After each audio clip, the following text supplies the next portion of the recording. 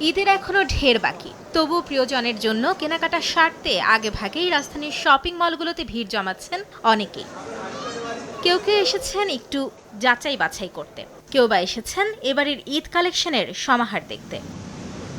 চৈত্রের খরতাপে পড়বে এবারের ঈদ, তাই সুতি এবং হালকা রঙের কাপড়ের দিকে ঝুঁকছেন ক্রেতারা। বলছেন গরম যেন উৎসবের আনন্দকে ফিকে করতে না পারে, তাই বাড়তি নজর সাজ পোশাকে।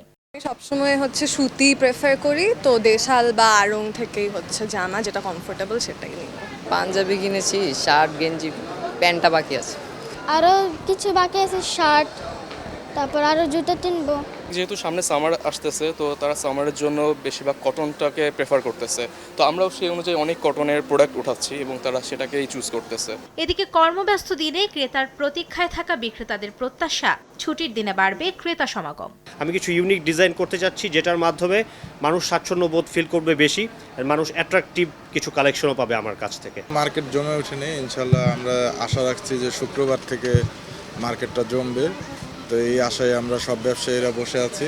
যত দিন ঘনিয়ে আসবে ততই নতুন নতুন ঈদ কালেকশন এবং ছাড়ের ব্যবস্থা থাকবে বলেও জানিয়েছেন বিক্রেতারা। মাইমুনা হায়দার চৌধুরী, সময় সংবাদ, ঢাকা।